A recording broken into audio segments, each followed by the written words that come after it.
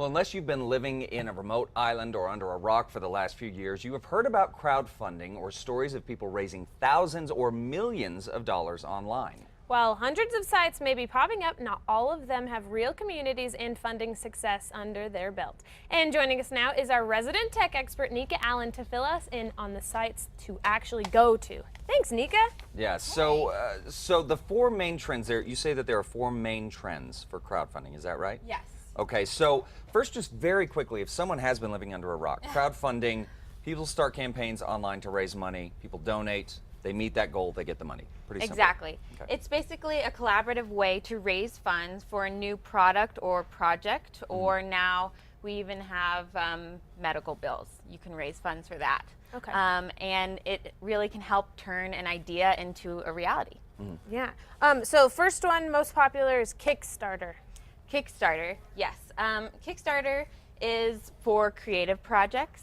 It's, as you guys mentioned earlier, I think, there was the Reading Rainbow success recently. That was a Kickstarter? That was a Kickstarter, Okay. and that was actually the most backed Kickstarter ever, with over 100,000 backers. Wow. That's awesome. Yeah. That is incredible. So that's quite a few. But there's tons of projects on there. A lot of the Kickstarter ones actually have to have some sort of a reward, so they're reward-based crowdfunding. Okay. Some are donations for you can donate like a small amount, like a few dollars, I think. But most of them are rewards. So this is actually the Pebble that they're showing, which is now kind of an older technology, but it was actually it received the most amount of funding, over $10 million for the Pebble. And people were actually able to purchase them ahead of time. And this one's Reading Rainbow. Exactly, and this one's Reading Rainbow. So you can see, over 100,000 backers. That's great. Crazy. Now, another site is GoFundMe. Now, this one I'm not as familiar with, so let's talk about GoFundMe. GoFundMe is for personal projects. And I found this one, and I thought it was super cool. Because you can have, if you have something personal, like maybe you're going on a study abroad. Yeah, my friend just had a brain tumor removed, and so they're doing medical bills. Yeah. See, and I didn't know. Okay, so this one is personal. So different sites have, and this one is different sites kind of have their own theme, their own rules, their own requirements. Okay. So depending on what you want to fund for, it's going to tell you to go to a different site, basically. Gotcha. A different site's going to be important. Okay. But yeah, medical bills, I thought this was so great. You know, people can really gather around a friend for this, or cause. Someone had a, baby and wants something, or, anything like that. So how does it work? Like if somebody wanted to start it, how does it work? You just go onto the website and you put in either your company or your project or your, the fund that you need, the amount of money you share about it. Each one, as I said, has their own rules. So you'd have to read. Some of them require you to post every so often and say how you're doing or something like that. Share some results, something like that, if it's like donation-based funding. But they're all different. Yeah, great. And then, of course, lastly, we're talking about Crowdrise. Okay. Is that right? So tell us Crowdrise. about this one. Crowdrise is also donation-based, and it's really for charities. So any big charity that you have, there's Red Cross stuff up there. There's Animal Humane. There's tons of different projects.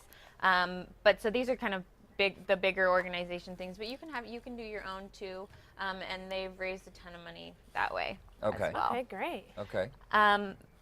And then another type of crowdfunding that's more recent, and actually we're going to see it expand drastically, I'm very excited, is investment crowdfunding. And that's when you actually can receive a piece of a company. So right now you have to be a certified investor, and that still will be around. But at some point, hopefully, we're looking towards new legislation right now to where you and me can invest in small companies. Oh, that's great. Cool. And there's a local entrepreneur that I was actually just able to interview the other day who is super cool. His name's Jeremy Landrum, and he is creating a crowdfunding company called Raised, which is going to be an investment crowdfunding company. And he actually is keeping it local. So he wants to encourage local people to invest in local companies. Gotcha. Because actually in New Mexico specifically, all of our investment dollars are really going out of state. If you think about it, what companies are we investing in? Right. It's everything out of state. Nothing's really here.